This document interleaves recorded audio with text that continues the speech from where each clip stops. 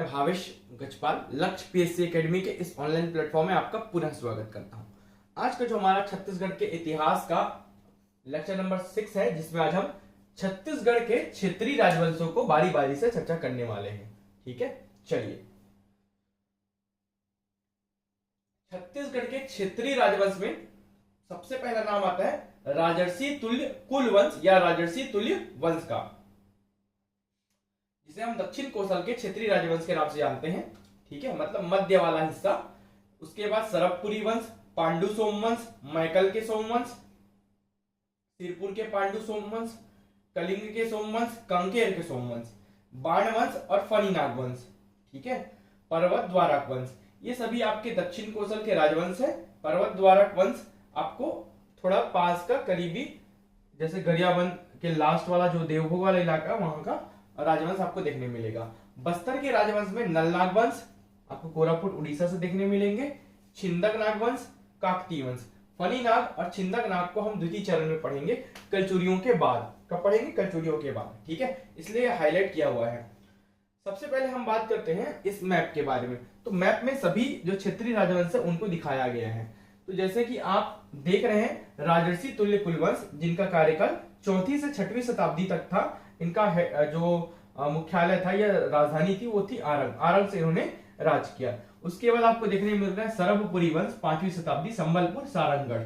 ठीक है, सारंगगढ़ रायगढ़ का और संबलपुर जो उड़ीसा का। तो ये सारंगगढ़, संबलपुर, सिरपुर, मल्हार, ये पूरा यहां तक का जो क्षेत्र था ये सरबपुरियों का क्षेत्र था। 5वीं शताब्दी में इन्होंने शासन किया। ठीक है, बाणवंश 9वीं शताब्दी में पाली और तुम्मान कोरबा पाली, है ना, ये इलाका इनका था। मैकल के सोमवंश, ये अमरकंटक जो क्षेत्र है मैकल में, ठीक है, ये यहां पर राजवंश स्थापित था। कांकेर में सोमवंश 12वीं शताब्दी में, यहां पर आपको कांकेर के सोमवंश देखने मिलेंगे। ठीक है, पुष्करी, यहां से लेकर पुष्करी कहां है? भोपालपट्टनम में, बीजापुर है।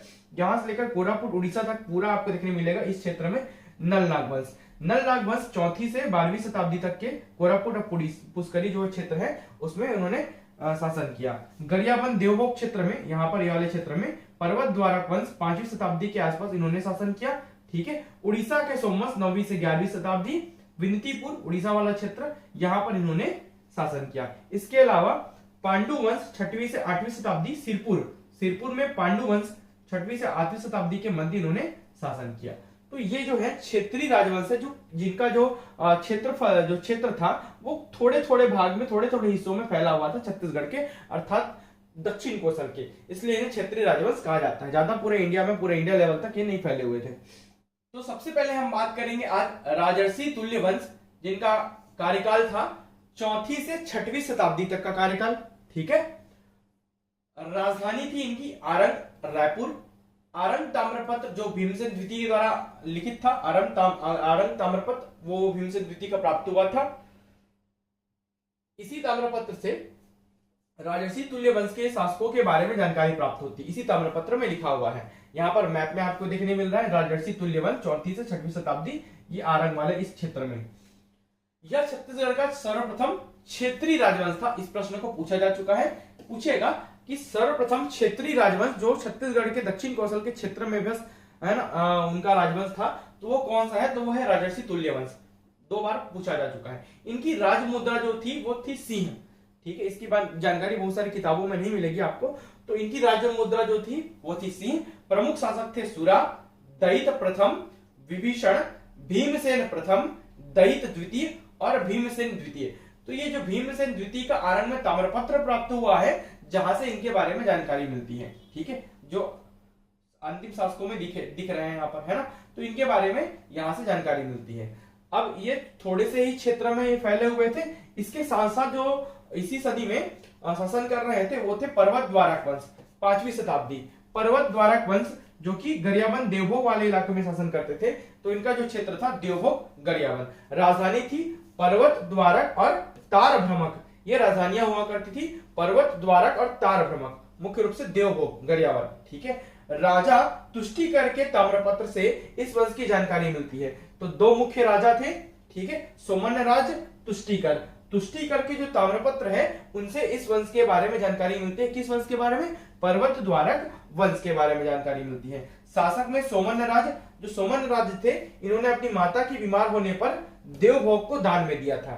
ठीक है, देवभोग को दान में देने का, ठीक है, वर्णन मिलता है सोमन राज के संबंधित सोमन राजे से संबंधित। दूसरे थे तुष्टिकर। ठीक है, इस वंश के शासक स्तंभेश्वरी देवी के उपासक थे। किसके? स्तंभेश्वरी देवी के उपासक थे। ये स्तंभेश्वरी देवी को मानते थे, बीमार वगैरह होने पर उन्हीं की उपासना करते थे और उन्हीं की पूजा करते थे। जैसे कि सोमन राज ने अपनी माता की बीमार होने पर देवभोग को दान में दिया था, और तुष्टिकर भी किसी क्षेत्र को उन्होंने दान में दिया था, उसका भी उल्लेख यहाँ पर मिलता है। और इन्हीं तुष्टिकर के ताम्रपत्र से इस राजवंश के बारे में, जो क्षेत्रीय राजवंश है देवभोग का पर्टिकुलर, उसके बारे में थोड़ी जानकारी मिलती है। तो देखिए पैरेलल चल रहा है ये दोनों राजवंश, आसपास 4वीं से 6वीं और ये 5वीं शताब्दी। इसके बाद आपको देखने मिलेगा नल वंश, 4वीं से 12वीं शताब्दी तक इनका कार्यकाल था। ठीक है, राजधानी थी पुष्करी भोपालपट्टनम और कोरापुट उड़ीसा। पहले थी कोरापुट उड़ीसा और उसके बाद में पुष्करी भोपालपट्टनम। ठीक है, तो यहाँ जो बस्तर दंडकारण्य क्षेत्र है, बस्तर का क्षेत्र, महाकांतर के क्षेत्र, दंडकारण्य क्षेत्र, महाकांतर क्षेत्र में शासन इन्होंने किया। इन्होंने नल नागवंश ने। ठीक है, संस्थापक थे सिसुक, कई बुक में सिमुक लिखा हुआ दिखेगा। ठीक है, सिसुक इसके संस्थापक थे। ठीक है, इन्होंने संस्थापना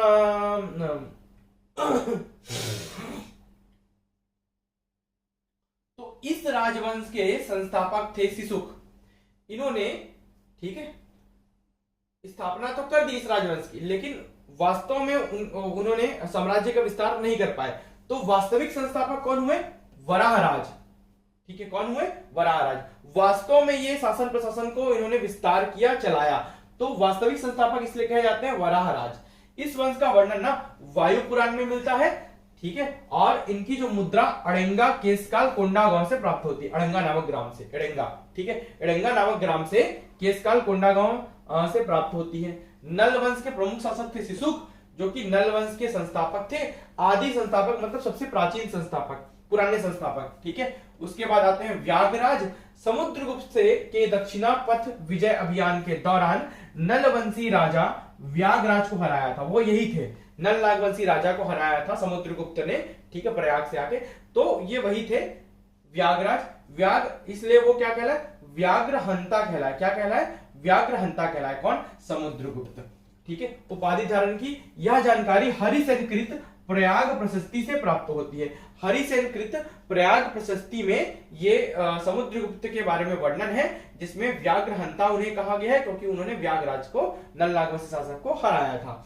ठीक है, इसके बाद होते हैं वृषभराज। इनके बारे में ज्यादा कुछ जानकारी नहीं मिलती, इन्होंने शासन किया। इसके बाद होते हैं वराहराज। ठीक है, नल वंश का वास्तविक संस्थापक एवं स्वतंत्र शासक के रूप में बस्तर में शासन किया, किसी के अधीनता स्वीकार नहीं की। समुद्रगुप्त ने जब व्याघराज को हराया तो ये उनके अधीन शासन करने लगे वृषभराज। ठीक है, लेकिन वराहराज नल वंश के वास्तविक संस्थापक थे, स्वतंत्र शासक के रूप में इन्होंने बस्तर में शासन किया। वराहराज की 29 स्वर्ण मुद्राएं कोंडा गांव के अड़ेंगा गांव से मिली है। कहां से? अड़ेंगा गांव से मिली है स्वर्ण मुद्राएं वराहराज की, इसलिए ये वास्तविक संस्थापक है, ये स्वतंत्र शासन किए। भवदत्त वर्मन अब अगले होते हैं इनके पुत्र। तो भवदत्त के रिद्धिपुर ताम्रपत्र के अनुसार भवदत्त वर्मन ने वकाटक नरेश नरेंद्र सेन को हराया। रिद्धिपुर ताम्रपत्र में यह वर्णन मिलता है कि नल नागवंशी शासक तब के वकाटक शासक नरेंद्र सेन को हराया था इन्होंने। ठीक है, और उनकी राजधानी थी जो नंदीवर्धन नागपुर वाला क्षेत्र, उसको तहस नहस कर दिया। ठीक है, इन्होंने भी सोने के सिक्के चलवाए और महाराजा की उपाधि धारण की। ये शैव धर्म की उपासना करते थे, शैव धर्म के उपासक थे। ठीक है, या शैव को मानते थे, शिव को मानते थे। इसके बाद इसके पुत्र हुए अर्थपति भट्टारक। तो केसरी बेड़ा ताम्रपत्र इनसे इनका मिलता है। इसके अनुसार वकाटक नरेश पृथ्वीसेन। पृथ्वीसेन कौन है? नरेंद्र सेन का पुत्र है। ठीक है, नरेंद्र सेन का पुत्र है पृथ्वीसेन और भवदत्त वर्मन का पुत्र है अर्थपति भट्टारक। ठीक है, तो पृथ्वीसेन जो पुत्र होता है नरेंद्र सेन का, वकाटक नरेश, उसका यह वर्णन मिलता है इस केसरी बेड़ा ताम्रपत्र से कि अर्थपति भट्टारक को उन्होंने पराजित किया और इनकी जो राजधानी हुआ करती थी पुष्करी भोपालपट्टनम, उसको तहस नहस कर दिया। ठीक है, राजधानी पुष्करी को तहस नहस कर दिया। सोने के सिक्के इन्होंने भी चलवाए थे। इन्होंने महाराजा भट्टारक की उपाधि धारण की। महाराजा भट्टारक। देखिए, महाराजा भवदत्त वर्मन, महाराजा भट्टारक की उपाधि, अर्थपति भट्टारक। अभिलेख प्राप्त होता है इनका पड़िया पत्थर लेख, ये अभिलेख प्राप्त होता है इनका। और ठीक है, साथ ही केसरी बेड़ा भी इन्हीं से संबंधित है। बाद में स्कंद वर्मन का वर्णन मिलता है 475 ईस्वी में। तो पुष्करी को पुनः बसाया, मतलब भोपालपट्टनम पुष्करी को इन्होंने पुनः बसाया किन्होंने, स्कंद वर्मन ने। ठीक है, एवं पोड़ागढ़ में विष्णु मंदिर बनवाया। तो पोड़ागढ़ अभिलेख किससे संबंधित है बोलेगा तो स्कंद वर्मन से संबंधित है। पोड़ागढ़ में इन्होंने विष्णु मंदिर बनवाया। ठीक है, छत्तीसगढ़ में सबसे बड़ा साम्राज्य इन्हीं के शासनकाल में था, स्कंद वर्मन के। इन्होंने पुनः बसाया, उस क्षेत्र में अधिकार किया। ठीक है, अब बात करते हैं स्तंभ राज्य की। तो दुर्ग के कुलिया से प्राप्त मृत भांड से, मिट्टी के भांड बर्तन है ना, से ज्ञात होता है कि वेंगी के चालुक्य शासक कीर्तिवर्मन प्रथम ने नल वंश पर आक्रमण किया था और तब नलवंशी दक्षिणी भाग तक सिमट गए थे। मतलब इनके शासनकाल आते आते नल नागवंशी जो छत्तीसगढ़ के दक्षिणी भाग है वहां तक सिमट गए थे, क्योंकि वेंगी के चालुक्य शासक कीर्तिवर्मन ने उन पर आक्रमण किया था, है ना। ये दुर्ग के कुलिया, मृतभांड और अभिलेख जो मिले होंगे उनसे प्राप्त होता है जानकारी। इसी के बीच हुए नंदराज शासक, साथ ही हुए पृथ्वीराज, विरूपाक्ष के पिता थे ये। उसके बाद हुए विरूपाक्ष, ये विलासतुंग के पिता थे। अब जानकारी मिलती है मुख्य रूप से शासक के रूप में विलासतुंग की। तो विलासतुंग का कार्यकाल 1700 ईस्वी से 1740 ईस्वी तक का देखने मिलता है। ये विष्णु का उपासक था। ठीक है, विष्णु वैष्णव धर्म को मानता था, ये विष्णु का उपासक था। छत्तीसगढ़ के प्राचीन इतिहास का स्रोत विलासतुंग के राजिम अभिलेख या शिलालेख से मिलता है ना। छत्तीसगढ़ के प्राचीन इतिहास के बारे में जानकारी विलासतुंग के राजिम शिलालेख से प्राप्त होती है। तो राजिम में जो शिलालेख है वो विलासतुंग से संबंधित है ना। 7वीं से 8वीं शताब्दी के दौरान ही विलासतुंग ने राजिम में राजीव लोचन मंदिर का निर्माण करवाया। इनका नाम याद रखेंगे कि राजिम में राजीव लोचन मंदिर का निर्माण 7वीं से 8वीं शताब्दी में नल नागवंशी शासक विलासतुंग ने करवाया। मतलब वहां तक उनका जो क्षेत्र था वो फैल गया था।